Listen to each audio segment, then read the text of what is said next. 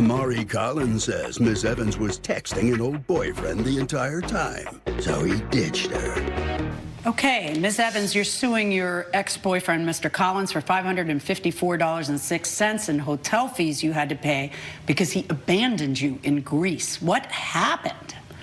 I was texting my former boyfriend about his mother, who's in the hospital, and when I went into the shower, Amari went and saw my phone and saw I was texting with my ex-boyfriend. Okay, and let's backtrack a second. How long had you two been dating? Amari and I? Yeah. 6 months. All right, and whose idea was it to go to Greece?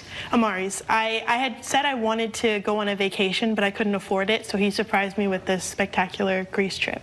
And so he was going to be paying for the whole thing? Yes, I offered to pay for at least my food and drinks, but he said, no, I'll handle everything. I just want to make you happy with this trip. Yeah. All right, now, you're dating for 6 months, and does he know that you're in communication with your ex-boyfriend? I was too nervous to say anything because when I told him that I saw him as a friend, he was not happy with the idea. So I just thought him texting me about his mom, I didn't think anything of that, and I was also a little worried to bring it up because of how he's reacted in the past.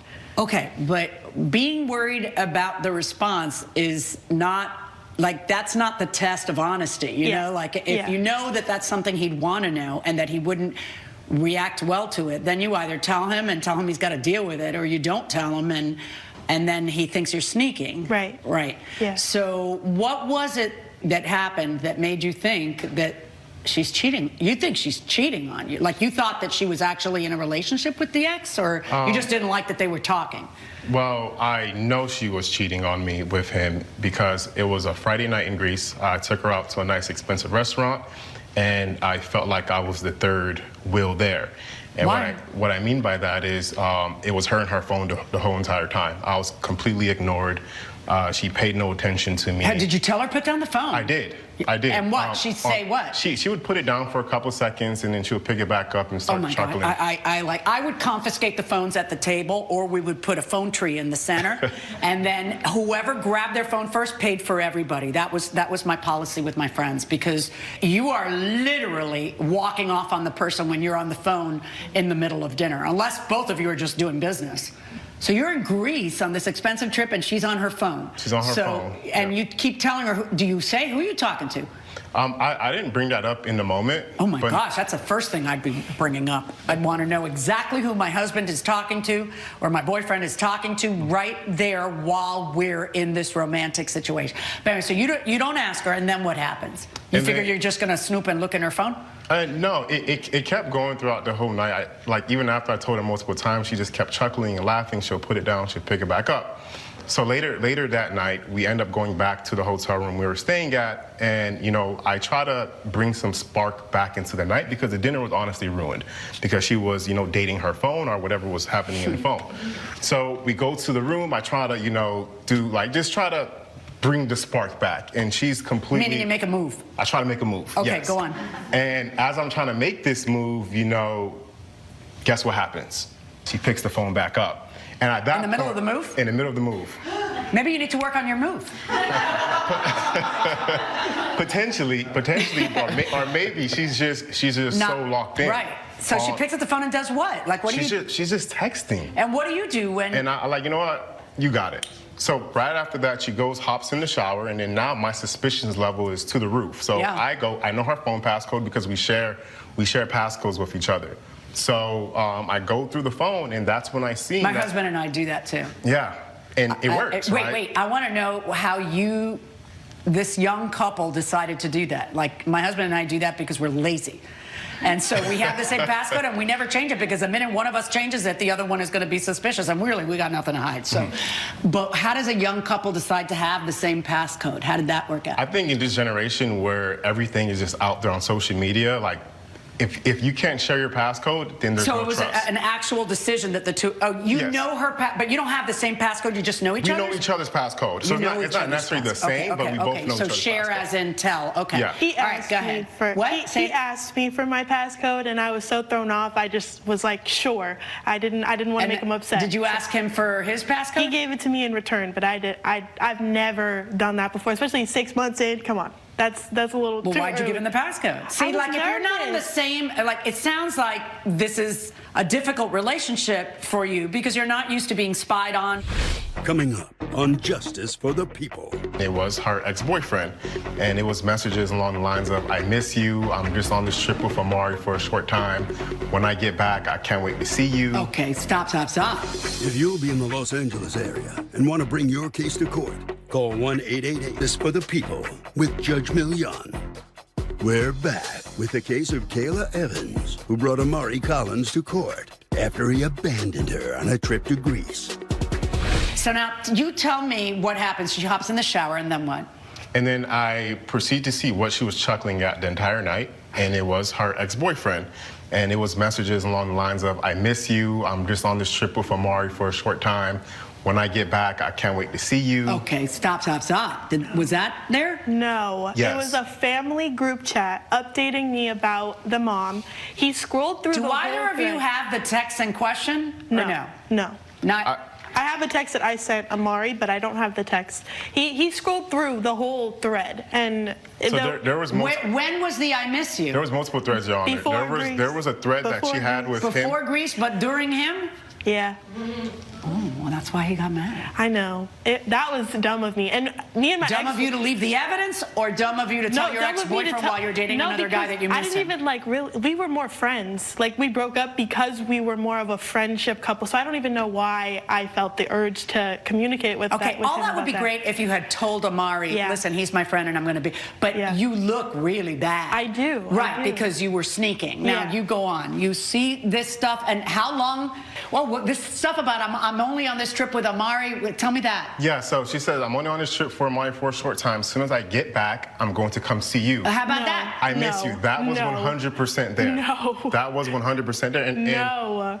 And it was. What it was there that sounds like that? I was in the family group chat. They're filling me in about the mom, and they're asking me, when can I come see her? And I'm explaining my timeline of being in Grace from Wednesday to Sunday because I want to go visit this woman that I've known for so long. And he's taking that and like reading it how he would like I'll to visit read it. you after the trip is over. I'm only on the trip for 5 days. Wow. How many people here wish they had the text in front of them? Yeah. Wow. So what do you do? So I wait for her to get out the shower, and I confront her about it. I said, how can you slap me in the face like this? How can you stab me in the back like this? I spent all this money to, bring you on this super nice vacation to show you that I appreciate you, and this is what I get in return. And, we kind of got in a little debacle. So what'd you do? I storm off, really. I said, I need to clear my mind, and I kind of walk out the room, and I walk around the resort for about 45 minutes. And then? And then I was honestly waiting to see if she was going to call me. She didn't? She didn't call me. She didn't check on me. She didn't come to look for me. And that was more of a concern, right? Because now you just don't care, right? When we give each No, other stop. He's right. Go on. So I go back in the room. When I go back in the room, I'm like, I'm done with this. And she's sleeping, so I pack my bags, and I head downstairs, and I check out. I check out the hotel because in my brain, in my head, I'm officially done with her. And there was still one more day? There's still one more day. And I end up catching an early flight that morning. She still had her flight. But she just had to figure out the last day because the last day wasn't being spent with me, and I was not going to spend any more money on her. And it could have been spent, the ex-boyfriend could have paid for is how I'm feeling. And your response to that? Usually when we give each other space, we let each other clear off, and then we come in together and talk. And so he said, I'm going to go clear my head. It's an all-inclusive resort, so he's walking around the hotel. Viewers asked, and now Judge Millian has the answer. What's the correct measure of damages for a judge when they're trying to decide a case where a dog gets killed either intentionally or negligently, maybe by a neighbor or an enemy? It's usually, in fairness, negligently. It's usually a car accident or another dog bites their dog. But the thing that people don't realize, because we love our dogs so much and they're such a big part of our lives, is that dogs, under the eyes of the law, are technically property. Right. And so your recovery in court will not be related to how much you love your dog and what a great companion your dog was and whether your dog was a good dog. So how do you decide, though, the actual value of the dog? Yeah, let's say, for example? it's the value of the dog at the time that the dog was killed. Do you depreciate them if they're old dogs? Yeah, because what does a 14-year-old dog get on the open market? So you'll have, you know, probably hospital bills and whatever else. Those will get vet bills, and so those will get covered. As a litigant, you will very seldom like the value that a judge puts on the dog. Right, because normally in most states, judges can't award so-called non-economic damages, where you're saying, hey, I need to get money, I need to get compensated for the love, the affection, the companionship that the dog in most states. But you and I were talking the other day. There are a few states that are allowing it. In fact, I know in Tennessee they have a statute that allows up to $5,000 where a judge can award for those types of damages. So that's a big departure, really, from the general common law rule that, hey, the dog's not your family member, which it is to us. Right. You know, better than a family member, really, because. But think about it. So now a judge is in the position of having to decide whether you should get $50, $1,000, or $5,000 for that loss of emotional support. And how do you decide such a thing? Right. I mean, it's voodoo. It's like impossible. It really is. It's just to make people feel better. To sort out. Yeah. Absolutely. And the other thing is, you know, why should somebody get more compensation for some fancy pants breed versus the rescue that you took in? Right. Which was actually probably cost you more. But that's how life is, right? Because if you crash a Mercedes, it costs more to fix than if you crash a Ford. So that's just the way it is. Unfortunate. Yes. Coming up. He expected you to chase after him. Yeah. And I would that. expect that too. I would be like, I'm leaving. Yeah. No, of course. Closed captioning provided by. Check these out, Harry. Hands-free Skechers slip-ins. You just step in and they're on. I must be dreaming. No, mate, they're real. And needed. No hands-free with Skechers slip-ins. People with Judge Millian. We're back with the case of Kayla Evans, who brought Amari Collins to court after he abandoned her on a trip to Greece. I figure he's going to come back and we'll talk. I fall asleep. I had a little bit. You weren't too worried, were you? If you're able to fall asleep. We both had been drinking, and I waited. I did wait for him. Were you on the phone the whole time during dinner, like he says? No. He's this whole. Why are you on the phone at all during dinner? That was my total, like, I should have had my phone on. Why wouldn't you just tell him, oh gosh, a friend of mine's mom is you know, really ill? And the first time when he said put it down, I said I'm sorry, and I explained to him the situation. Did you say it was your ex?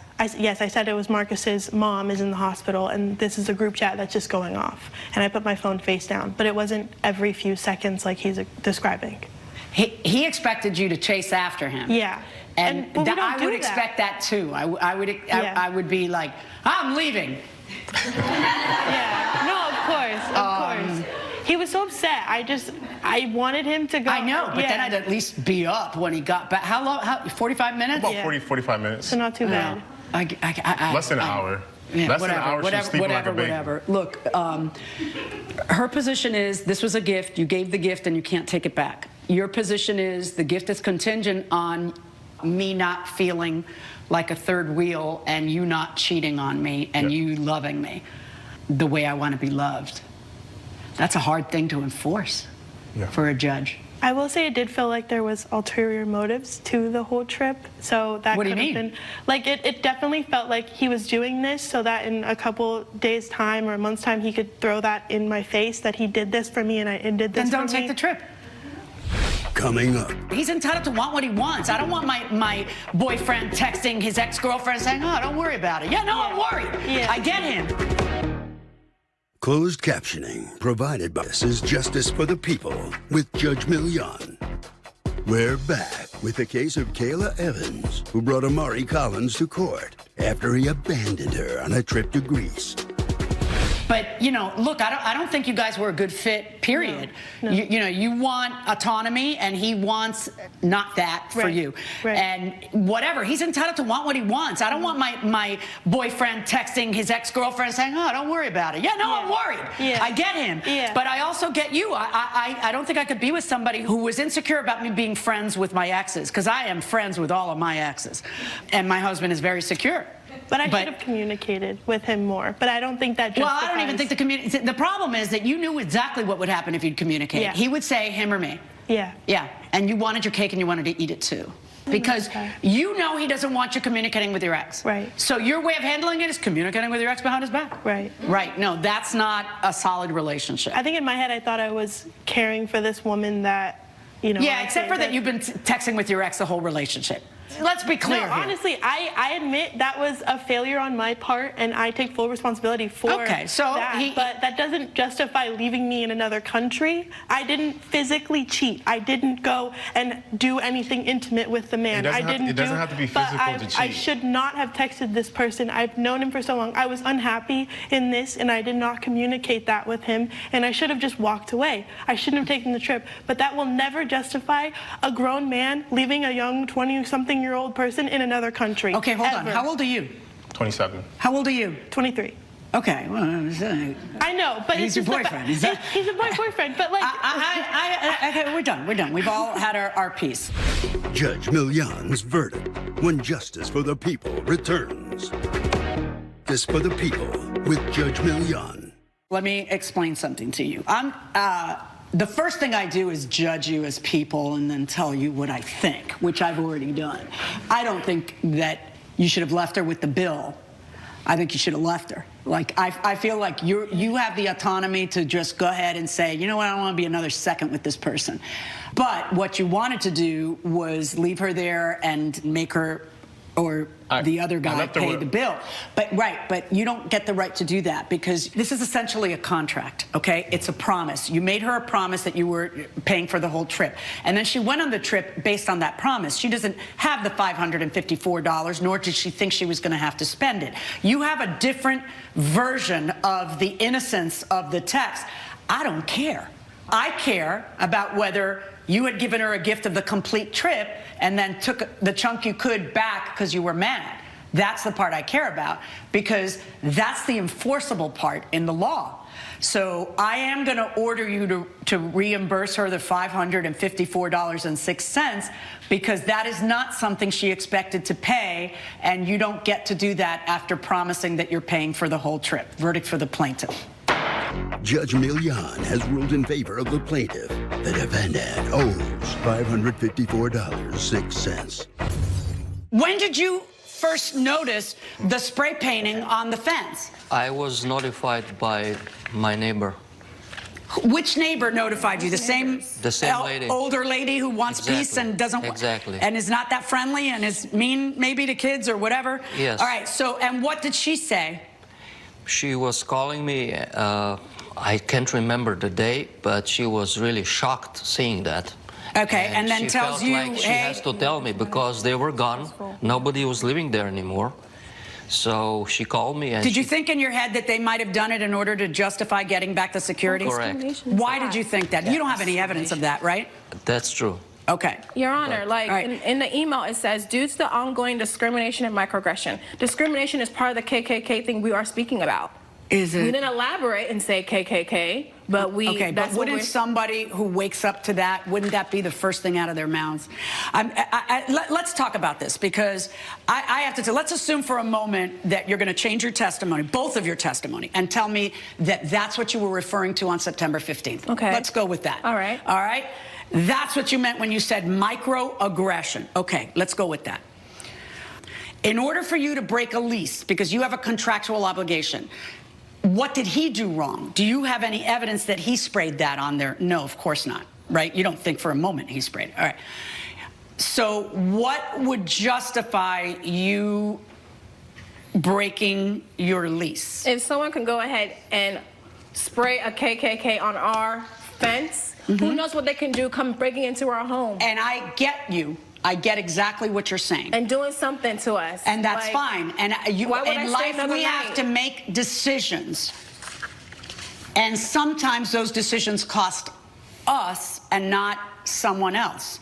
If you feel that the neighborhood is hostile and that the neighborhood has committed somebody in that neighborhood committed a criminal mischief on that fence, okay, and it's super hostile and you don't want to live there. I wouldn't live there another second either. I got it. Okay, but That's not all that is happening here. You want to be excused from having to pay the rent, which means he has to have broken some covenant that he owes you. What did he do wrong? Did you ever ask him after that? But he didn't give us any information on way to like help us deal with this situation. It was all Why so is he in a unique position to give you that? It was just so dismissive. Like, oh, whatever. I felt like a copy and paste email. It didn't feel like there was some heart poured into this at all for all the numerous. But lack of heart. Okay, and that may be so. However, that doesn't give you a legal leg to stand on. You have a lease that compels you to pay rent until the end of the lease. Would the lease or any money matter if I was dead? It wouldn't matter, right? Okay, no, So and that's why. No. Hold on, stop right there. That's exactly what I'm talking about. So if you feel unsafe, then you move. Exactly, that's what we did. Wonderful. Yeah. Now you're being sued for the rent, and now what you need is something more than what you have. You are uncomfortable because the neighbors are rude. The neighbors, you feel that they're racist, and somebody spray painted KKK on there, and whoever spray painted that is an insensitive racist. Of course. Okay, absolutely. Okay, all that may be true. Did you call the police? Yes. Oh, you did? Can I see the police report? Because I didn't see that. Yep, here you go. Okay. And what did the police tell you? 7:45 in the morning is when the incident happened. What did the police tell you? It was literally the same guy that was called earlier for the noise complaint, so he didn't really do anything. Okay. Graffiti spray painted on the fence. KKK tenants claim they feel neighbors have been discriminating against them. All right. Let me explain a couple of things. Okay, I find that somebody spray painting something like that, I would find that incredibly offensive. I would feel incredibly insulted, and I would not want to live there. That is a separate issue from me deciding whether you get to just break your lease and not pay any of the money that you owe. Having said that, you are very clear on September 15th that they were leaving at the end of the month. This whole, oh, they'd left for weeks and I didn't know and all that other stuff. By September 15th, what efforts did you make to re-rent the place? I was trying to find a new tenant, but... And you didn't? I didn't. Coming up on Justice for the People. You are suing for is something that you kind of already have because you already have their security deposit. Can you put those papers down, please? Do we have a problem?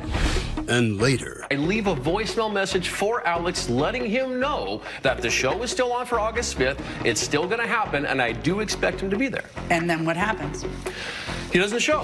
If you Judge Millian, we're back with the case of Lincoln Novak, who brought Chase Abney and Letitia Jenkins to court for unpaid rent. Now, did you, when this happened, I know you made the decision, I don't feel safe here, I'm leaving. I understand that. Let me tell you other things that you could have done. You could have told the guy that you're leasing the place from, I expect you to put some cameras out here. I don't feel safe and I want to know who's been doing this. I've called it into the police and I want you to speak to the neighbors.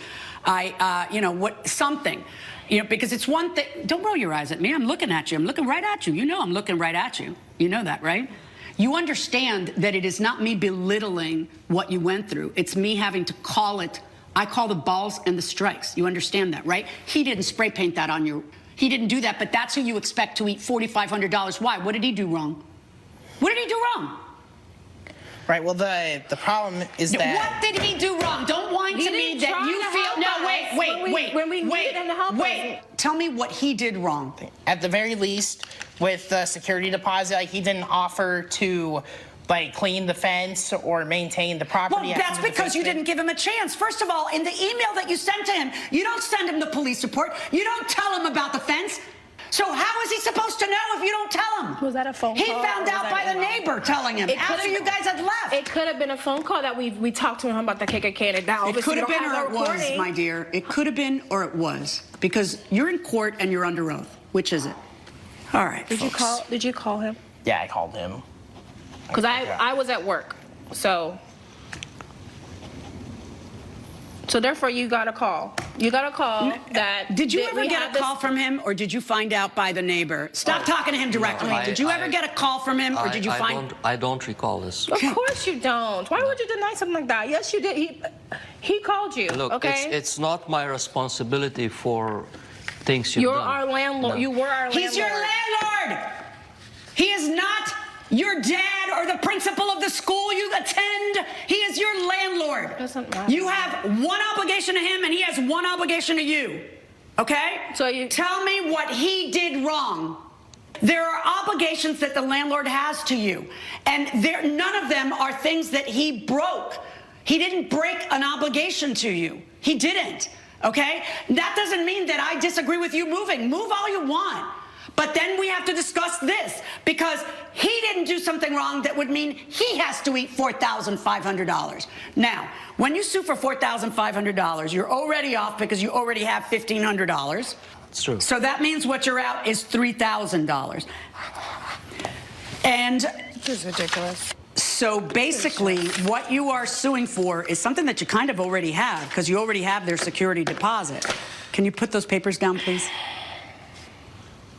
Do we have a problem? I am not happy with what's going on right now. Okay, you can go ahead you can step outside. Let me say what go ahead. I No, you already said. No, I'm not going to tolerate you disrespecting the court. You're going to have to go ahead. Go with my bailiff, please. You can go with her, or you cannot go with her. It's up to you. This is frustrating.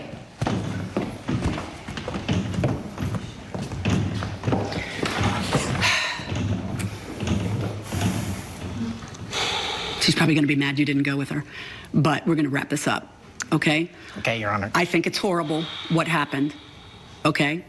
I don't even disagree that you move out. I have a different issue to decide, and that's whether or not he did something wrong. You say he did something wrong because he didn't fix your problem. That is not his job as a landlord. His job as a landlord is to let you rent the place for a certain amount of money and keep it in correct repair. A crime was committed against you. That's called criminal mischief. That would not allow you to break a lease. That doesn't just let you break a lease. You then are in a position to tell your landlord, we feel violated, I would like cameras out there, I need more security, and then he has a chance to say yes or no, I'm going to spend the money, I'm not going to spend the money. None of that happened. What happened is you send him an email. Now you're telling me, yeah, we must have called him. He denies that you called him. I don't know whether you called him or not. It doesn't matter. Here's what I find. I find that you did not have a right to break the lease over this, because he did not fail. And please do not misunderstand this with me being insensitive to the horror of this. I am not insensitive to the horror of this. It's just that I got to take it out on the right person. You understand? I can't just take it out on him because he owns the place.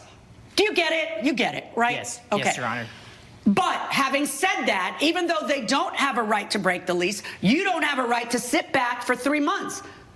You don't. You have to do something to mitigate your damages, and you did zero.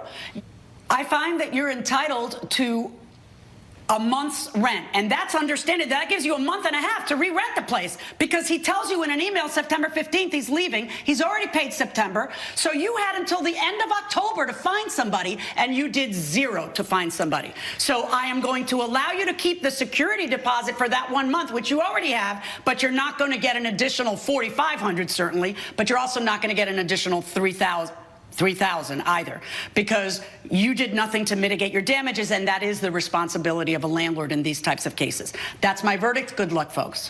All rise. Judge Millian has ruled in favor of the plaintiff. The co-defendants have been ordered to forfeit their security deposit. I'm not really happy with the outcome. I respect the ruling. I wish that more could have been done for my girlfriend's damages and insecurity about our living place. Coming up. But you booked another gig. Yes. Yes, I booked another gig that had much more opportunity for me than what I believed his would for Except for that you were already committed. Beyond.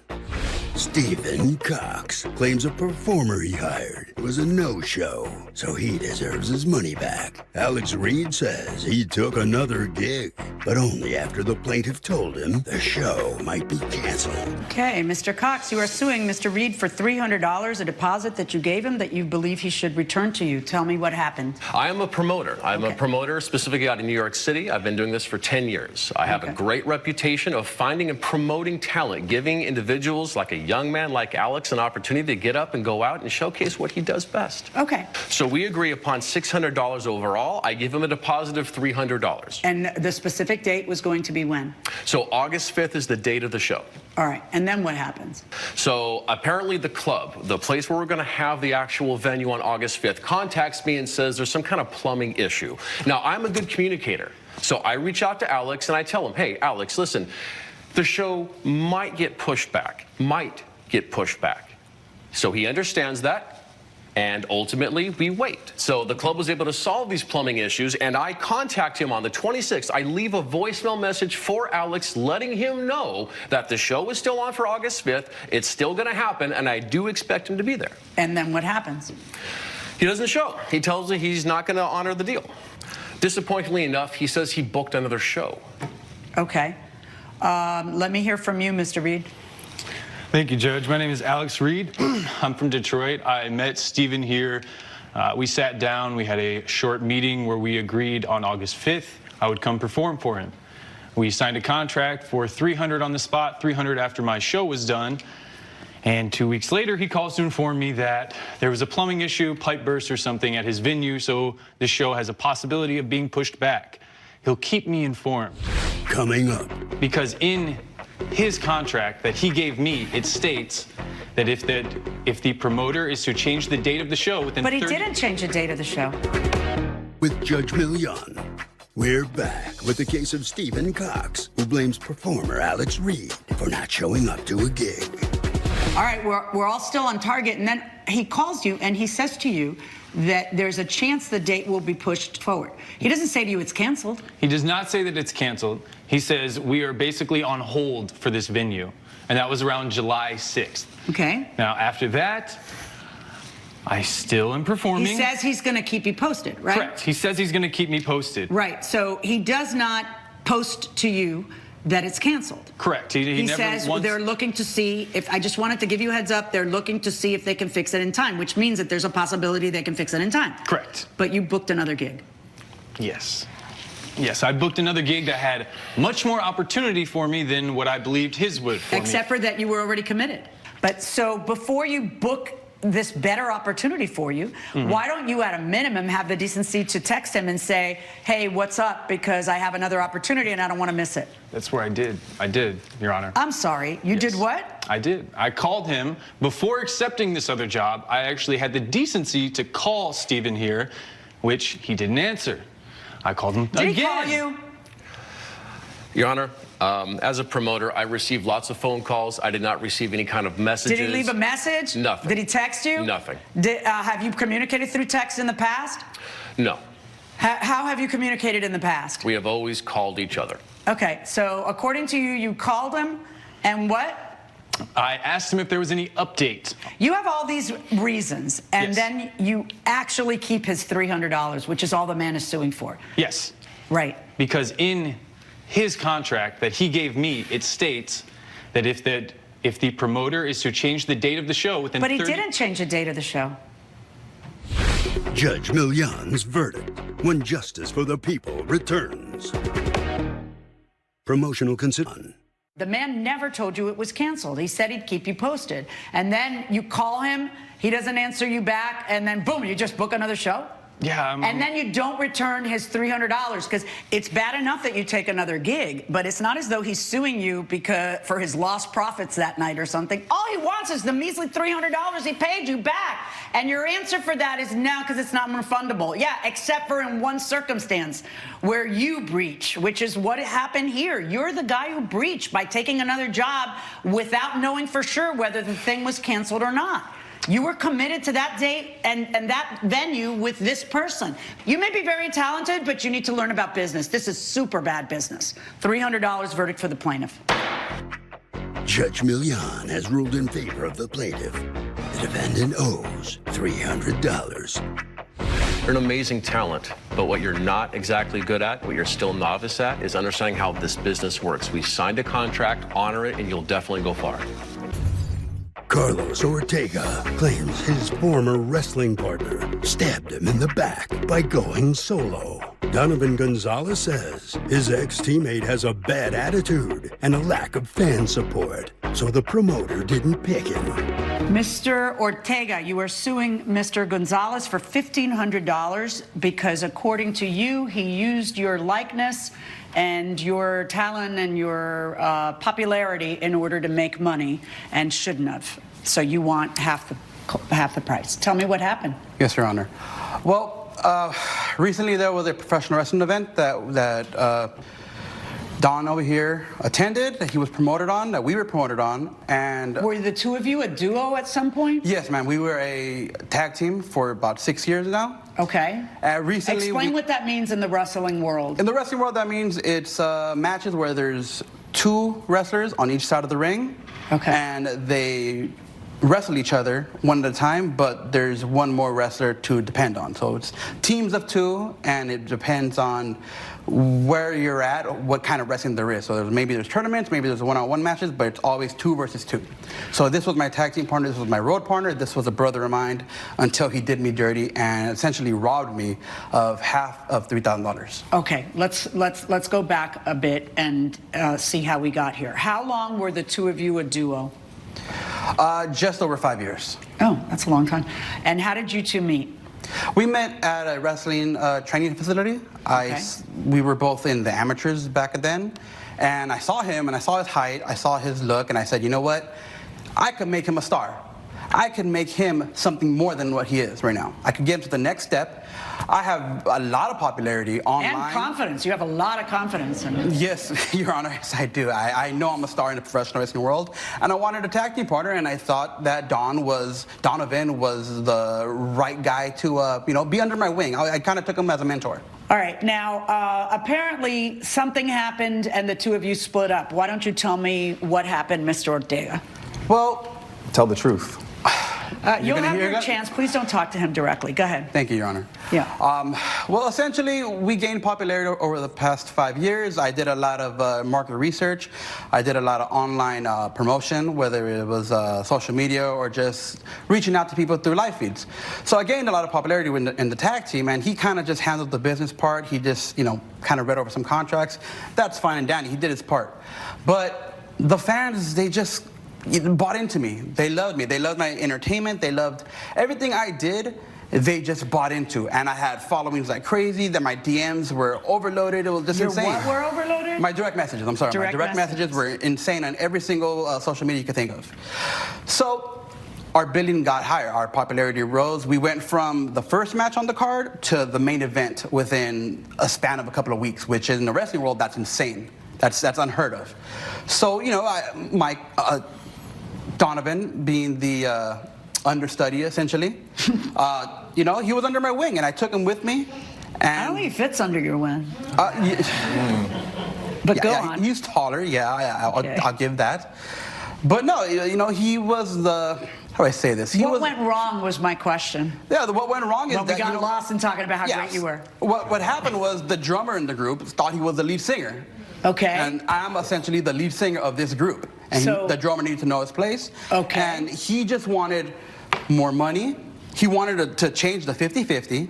In the wrestling world, people get into it in different ages. Yeah, no, I've heard so much about the wrestling world. What I want to know is what went wrong between the two of you where you guys ended up splitting up. Because my understanding is that you guys split up. So you're telling me about how jealous he is of you, but why did you guys split up? You know what? I just became a bigger star than him. Okay, you tell me why you guys... did you guys actually formally split up? Yes. Okay, what happened? We split up. There was a conversation about it and everything. Okay, what happened? What ended up happening is we went to this event, and there was going to be a talent recruiter in the crowd. And for some reason, this guy thinks he can get into acting and wants to leave the wrestling world. So we had this match. In the match, he never tagged me in until the last few minutes. Because during the match, all he does is he's a clown. He makes jokes. He's the gesture. But people want to see me. I come in and I handle business inside and outside of the ring. He wants to leave that, but I'm the one who reads the contracts. I help write them. I read them. I understand them. He doesn't do anything but complain and act like the diva that he is. Coming up on Justice for the People. When he sees fans, he hightails it back to the dressing room. But one of those people that was there was actually a very good promoter, someone prominent in this business, and they wanted to give us an opportunity. I was there to accept that opportunity. He was in the back, I don't know, getting his nails done. And later... I found it. It was stuck in the pool drain. It's broken, Jazz. To which you reply, that's wild. With Judge Milian. We're back with the case of Carlos Ortega, who blames former wrestling partner Donovan Gonzalez for a stolen match. A diva? Yes, a total diva. I'm glad you got this big courtroom to fit his big head in here. Because ever since we got some popularity, he's been going off like crazy. You think 1,000 Instagram followers makes you a millionaire? Okay, can someone answer my question? I don't know, Andrew, maybe I'll ask you.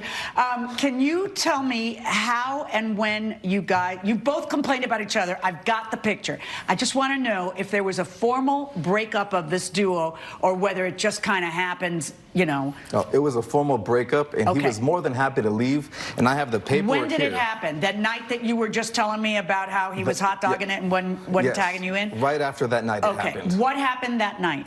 So that night after the match, we were approached by fans as always. They wanted to take pictures, they wanted autographs. I was more than happy to stay by. I took every picture, signed everything until the last fan left. He was nowhere to be seen. When he sees fans, he hightails it back to the dressing room. But one of those people that was there was actually a very good promoter, someone prominent in this business, and they wanted to give us an opportunity. I was there to accept that opportunity. He was in the back, I don't know, getting his nails done. All right, and then, so they signed the two, whoever that booker was signed the two of you. Yes, originally it was signed for both of us, but then after we had our disagreement. Okay, and so wait, so a contract is signed for both of you, and then you two end up having a disagreement, and who says what? Like, how do I, if I was just looking at the situation from above, does somebody actually say, you know what, we can't work together anymore? And if so, which of you two said that? It was me, Your Honor. You see how he is. I've dealt with this for too many years. Frankly, I'm tired of it, and I can go off by myself now. But you do agree that there was an actual breakup of the duo, right? Yes, there was a breakup. And it was that night that we're talking about. What were you doing that you didn't tag him in? I guess tagging you in means what? So it's my turn to get in there and show the audience what I can do. Right, so you didn't have a turn until the very end. I did not get a turn, that's right. Why didn't you tag him in until the end? Because the fans didn't want him. How do you know? Because they were going for me. They were cheering for me, and they wanted to see more of me. So I was like, you know what? I can't tag him. He's going to ruin the whole match. I got to bottle this man's confidence and sell it on the open market. All right, tell me about the event that brings us here today. So this was something that you had signed when you were a duo that happened when you were no longer a duo. Yes. Tell me about that. So what ended up happening is we did have... Did he actually sign to perform that night? To appear so people could laugh at him? Yes, he did appear. He did do that. Okay, and then you didn't show up? Nope. We canceled the event, ma'am. We canceled the event? You had a contract? We canceled the event. Once we broke up, we said, you know what? From here on out, we're not going to take any more bookings together. I know, but let me explain to you what a contract means. Like, you're supposed to finish your contracts, just don't take any more contracts. So what did the promoter, how did you break it to the promoter? Hey, we signed a contract, but we're reneging on it. How did you do that? So when the disillusion happened, I actually contacted the promoter myself. I'm the business one. I handle everything. He doesn't do anything. So I contacted him. I let him know, hey, we're no longer a duo. I'm so sorry, but we cannot do your event. The promoter said, wait, but we still want you. And I actually said, oh, you know, it's okay. I don't want to step on any toes. But the promoter made it very clear to me that we were no longer to be advertising him. It wasn't going to be a tag team, and it was going to be all about me. And who am I to pass up an opportunity like that? Of course. So you went and you did it alone. And I signed a new contract. We made a brand new contract. With the promoter? Yes, with the promoter. Can I see that? Absolutely. How do you figure, so you got paid $3,000. Yes. You did nothing, but you want the $1,500, you want half. Well, you did something. You breached a contract, but you did nothing. You did not appear. You did not do anything there. And how is it that you figure that you're entitled to $1,500? They promoted me. They promoted me. They used my image. Do you mean on the advertising stuff? Yes, they did. I do. Okay, but how long before the event did you two break up? It's about 2 weeks. About 2 weeks? 2 weeks before.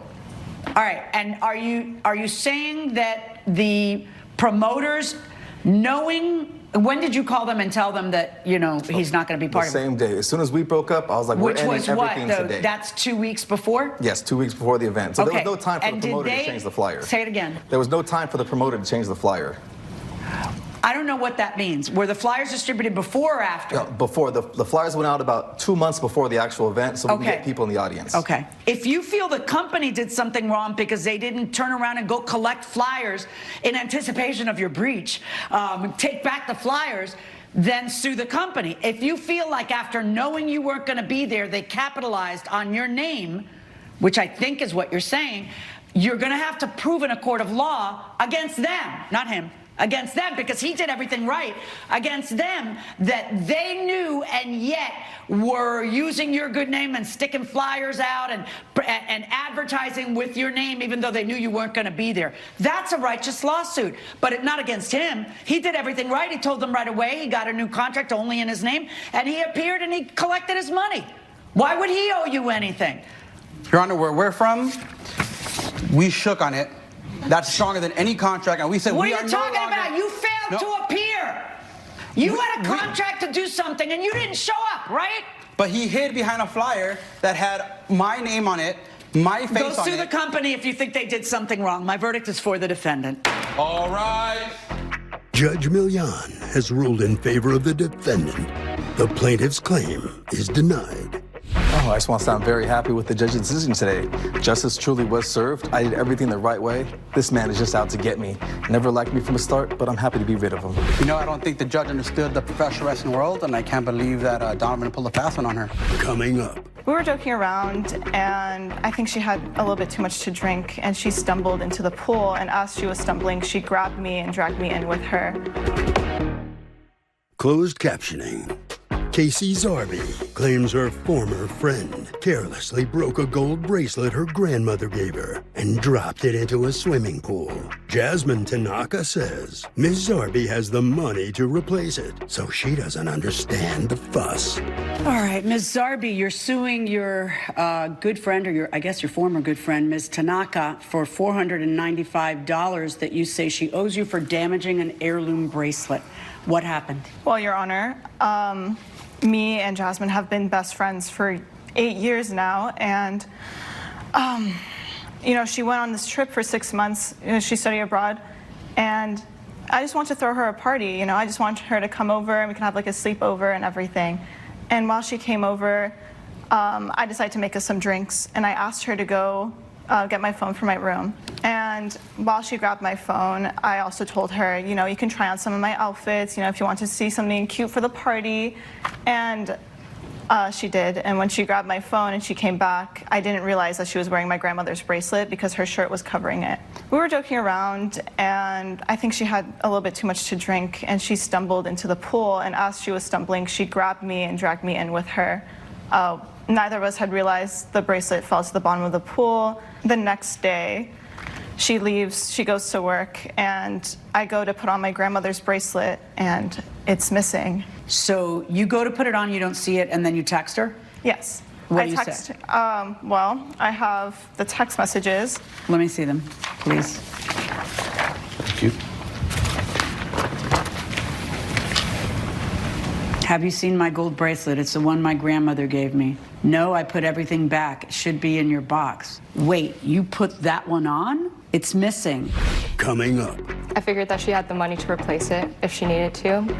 Her grandmother has given her many pieces of jewelry before. Closed captioning. Provide Judge Milian. We're back with a dispute between Casey Zarby and her former friend, Jasmine Tanaka, over a broken bracelet. So you go upstairs and you put on her clothes?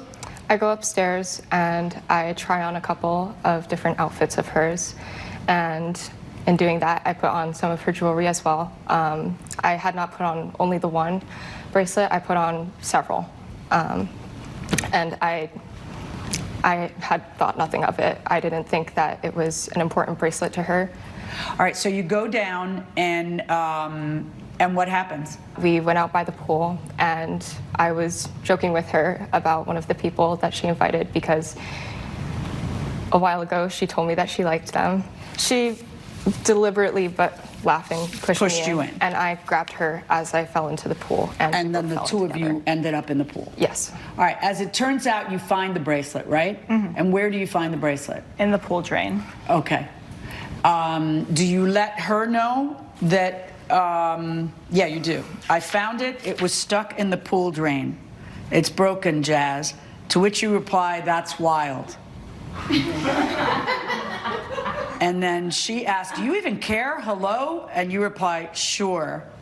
Why is your attitude so bad? Like, why aren't you like, oh my gosh, I'm sorry, let me go over there and help you look for it.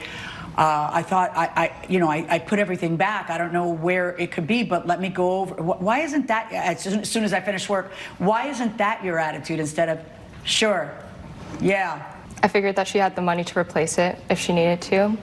Her grandmother has given her many pieces of jewelry before, and wow. On top of that, she has said before that she doesn't respect her, that she doesn't respect her grandmother. Judge Million's verdict when justice for the people returns. Promotional consideration. Now, let me, do you have the bracelet with you or a picture of the bracelet? I do have a picture of the bracelet. Thank you. So you brought me a receipt for the value of the bracelet, but why would she have to buy you a new bracelet rather than fix your grandmother's? The one your grandmother gave you that's so meaningful for you, that's the one you want fixed. You don't want her to buy you a new bracelet. I don't want a new bracelet, but the gold that was used in that bracelet is gone now. My grandmother had that bracelet for 60 years. It's an antique. Right, but what do you mean, like a piece of it's missing? Yeah, a chunk of it you can see is like just got dragged off in the pool. So like the charm that was connecting those two was completely broken off. Yeah, I'm gonna order her to pay you what I'm gonna estimate a repair of the bracelet would cost, not the value of the bracelet itself. I'm ordering you to pay her $200 for the repair of the bracelet. Verdicts for the plaintiff. All rise. Judge Million has ruled in favor of the plaintiff. The defendant owes $200. I'm pretty disappointed with the verdict. I believe she should be responsible for the full $495. I will never be able to replace that charm. It's an antique. I'm disappointed in the verdict. She knows that I don't have the money. Specifically baseball. And then the company's softball team began. And so, of course, we jumped at that and we became teammates on the softball team. And through that, I got to use my uncle. My uncle passed away a few years before this, and this was his collegiate pitcher's baseball glove. So this is a very valuable glove that he used, and I used that baseball glove for the team.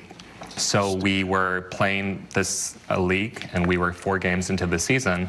Game 4, we won. We were in really good spirits, so we went to a pub to celebrate, and we were drinking and eating, having a good time. Can you please wait your turn? Go ahead. And after the game was over, we carpooled together, which we often did throughout that season. He drove me home. And when I got home, I realized I didn't have my uncle's baseball glove. Okay. So I called him up and I said, hey, did I leave my glove with you? And he checked and he said yes. And I said, okay, can I come and pick it up tonight or tomorrow? And he said yes, that was fine. Did you go pick it up that night? I didn't pick up that night, but I said Did you go pick it up the next day? I told him I would pick up the next day. And did you? Well, I woke up the next day and I was really sore from the baseball game. So I said, would it be okay if I picked it up later this week? Okay. And what did he say? Which he was fine with. Okay, and then what happened? I called him, hey, or I texted him, could you bring the baseball glove with you to work? And that's when he informed me that he lost it. How did you lose the baseball glove? First and foremost, I didn't lose anything. It was either stolen out of my car when it was erroneously towed, or stolen at some point in time. Sunday night. I noticed it. Why was your car towed? Erroneously. I park in my neighborhood all the time, and they were saying that I was too close to the corner. I park there all the time. So did you pick up your car? I did, yes. And then how much did you pay for the tow?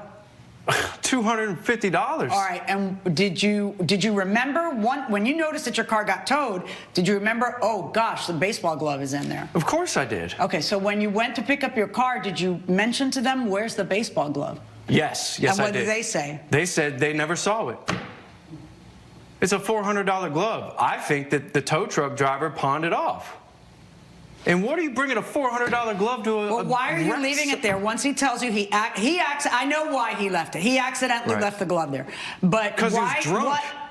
Once you realize that, because he calls you the same night and tells you he left it in there, why don't you just take it inside the house? Why do you leave it in the car? Well, I'm sorry, not everybody does that. I was tired. No, I'm just wondering why you didn't, not why everybody else doesn't. That's what I would have done. That's what he was asking. No, but I'm not him. I am not. Stop. I just want you to answer my question with your honest answer. So when you walk out to the car to check if the glove is there and you see it, why don't you close this hand on the glove and take it inside? That's my question. I wish to God I would have. Right. So you just didn't think of it. Well, and then when he doesn't come that night and he doesn't come the next day, you also don't think of it. Because he's texting you and saying, I'm not coming. It's not my job to think of his property. That is my job to decide. I am not asking you to do my job. Okay. I am asking you to just answer questions. Well, I'm sorry, okay. Your Honor. So did you think it was safe, I guess? Yeah. Where was it in the car? It was in the back seat.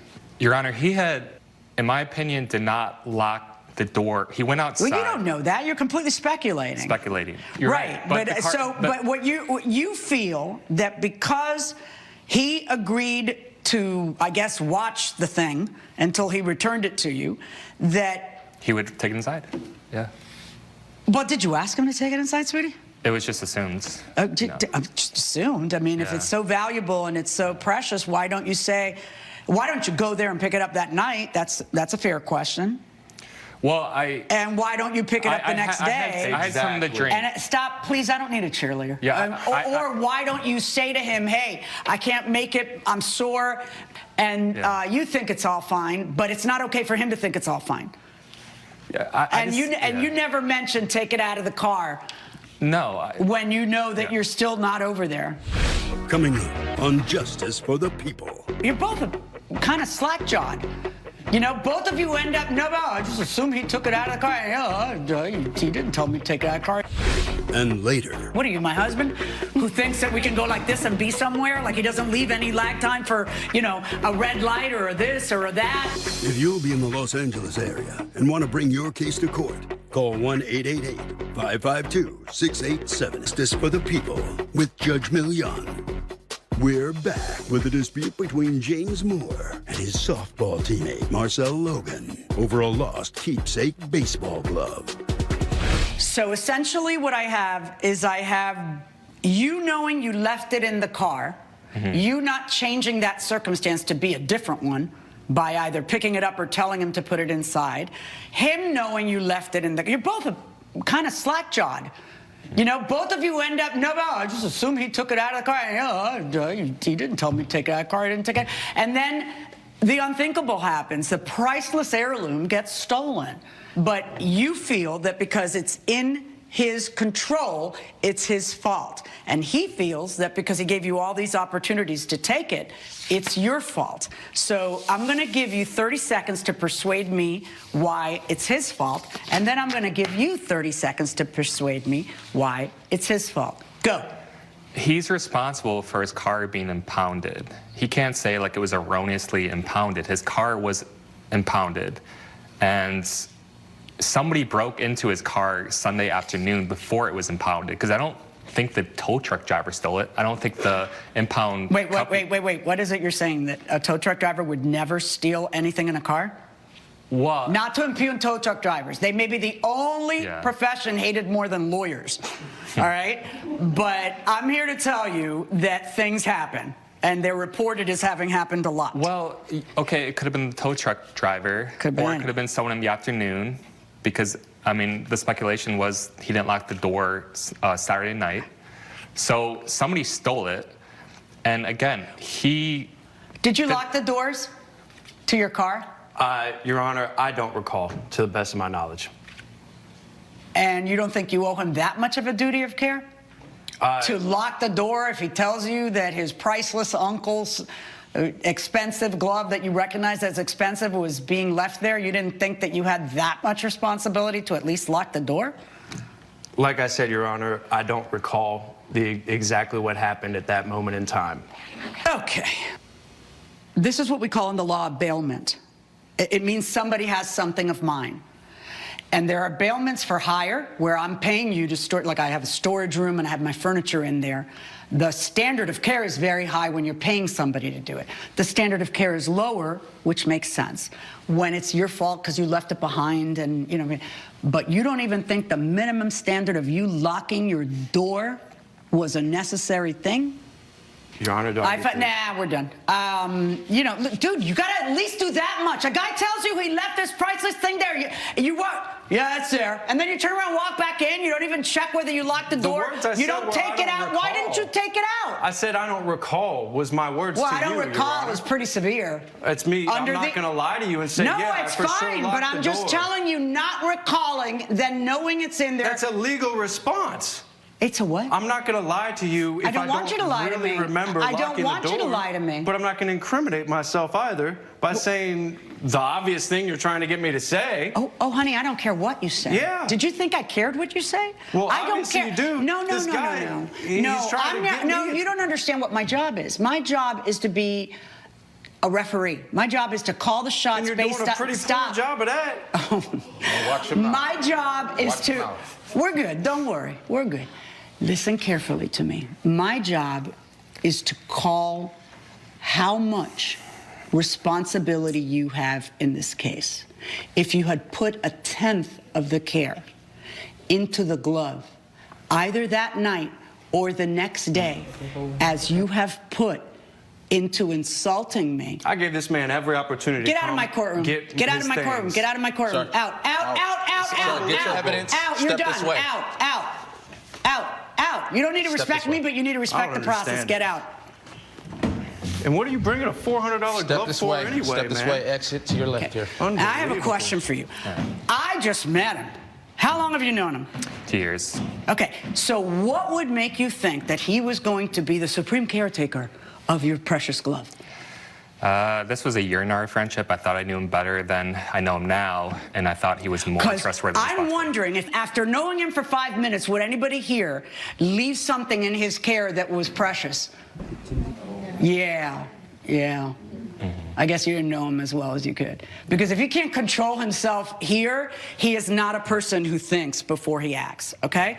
And if he doesn't have any clue whether he locked the door after you tell him, it's not that I'm not mad at him for not locking the door. I'm going to rule based on him not locking the door, not knowing whether he locked the door. A person should know because they owe you that much of a duty. So I find you $100 responsible, and I find him $336.91 responsible. You because you left it behind and then didn't bother to come pick it up, but him much more because A, he got towed and has no evidence that he was wrongfully towed, okay? So he did something that was really careless when you had a priceless glove in the car. But more than that, he walks to it, he sees it, doesn't take it out, and has no clue if the doors were locked. Yeah, he owes you that minimum duty of responsibility. So, verdict in your favor in the amount of $336.91.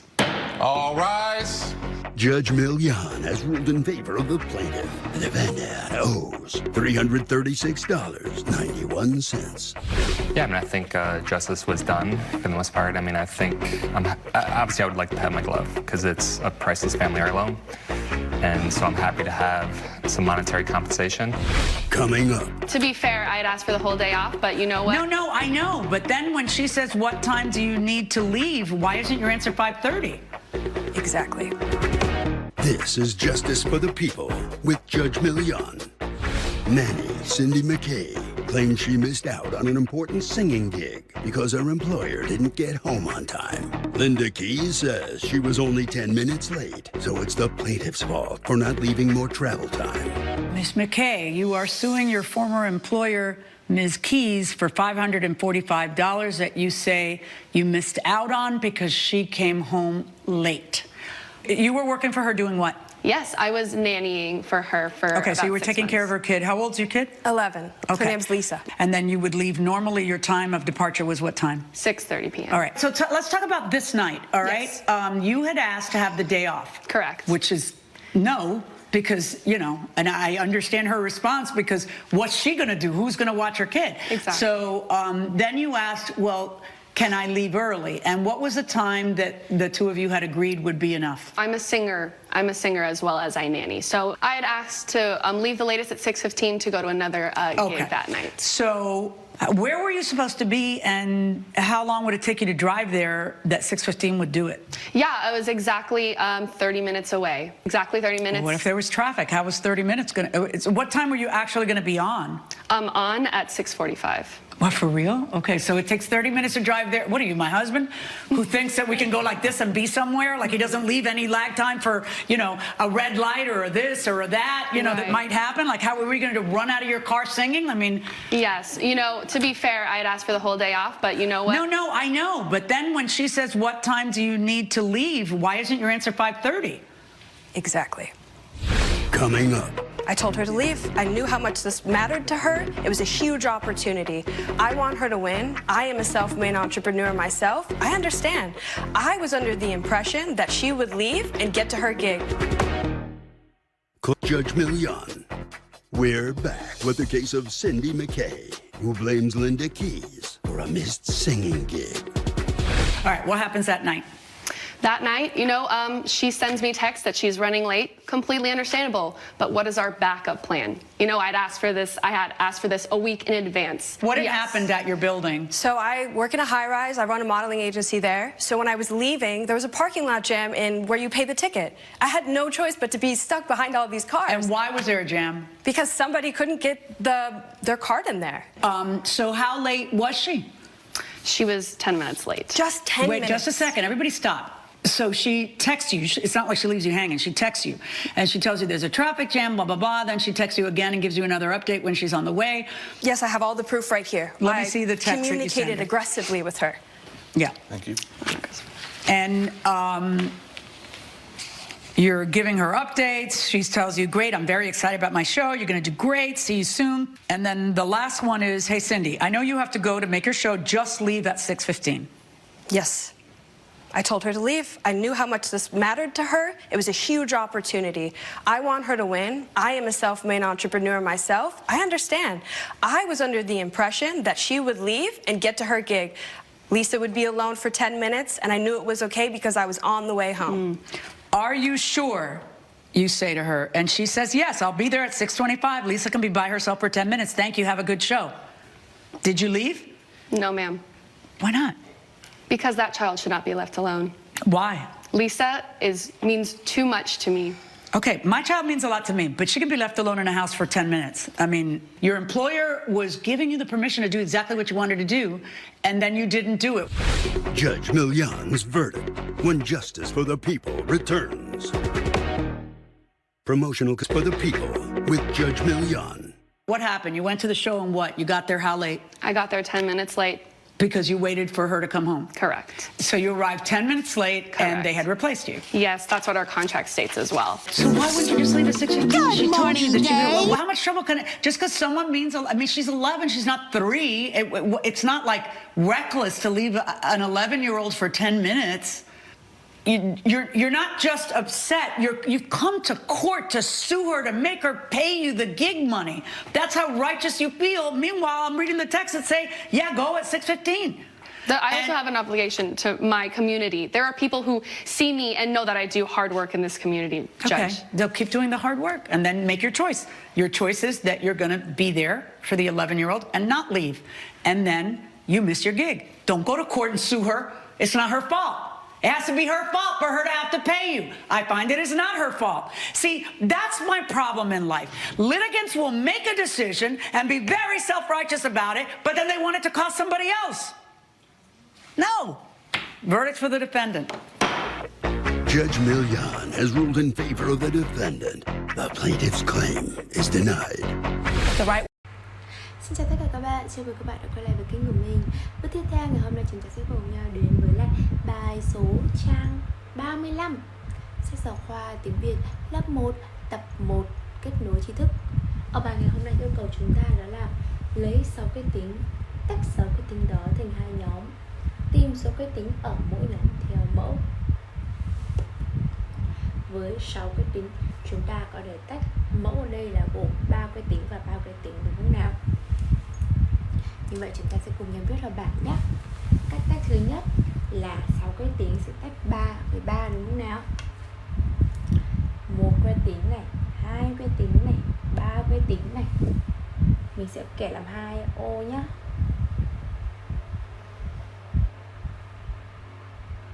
chưa? Ô thứ hai chúng ta cũng sẽ có 1 que tính, 2 que tính, 3 que tính. Như vậy là tổng nó sẽ là mấy nhỉ? Tổng sẽ vẫn là 6 que đúng không nào? Chúng ta hãy chia đôi một phần này đi. 3 với 3 thì vẫn là 6 được chưa? Cách tách thứ hai với 6 que tính thì chúng ta có thể tách làm gì nữa nhỉ? 1 que tính. Và bên này sẽ tách là 5 que tính đúng không? 1 2 3 4 5. Các bạn thử đếm xem, 1 que tính với 5 que tính thì sẽ bằng 6 que tính đúng không nhỉ? Đếm nhá. 1 2 3 4 5 6. Có đúng 6 không? Cái cách tiếp theo chúng ta hãy đổi ngược lại. 1 và 5 thì bên chúng sẽ đổi lại là 5 và 1 nhé.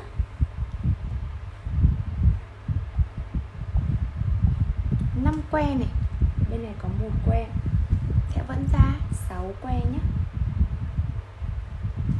Rồi cách tiếp theo, chúng ta sẽ không tách 1 với 5 nữa mà chúng ta tách 2 đi, 2 que. Và bên này sẽ là 4 que. 1 2 1 2 3 4. 2 que tính và 4 que tính sẽ được 6 que tính các bạn ạ. Đếm nhé. 1 2 3 4 5 6 đúng không nào? Và chúng ta sẽ đổi ngược lại. Đó chính là 4 và 2. Chúng ta cũng sẽ được 6 nhé. Được chưa? Như vậy là sẽ có tất cả 5 cách tách. Cách tách thứ nhất là 3 3. Cách tách thứ hai là 1 5. Cách tách thứ ba là 5 1.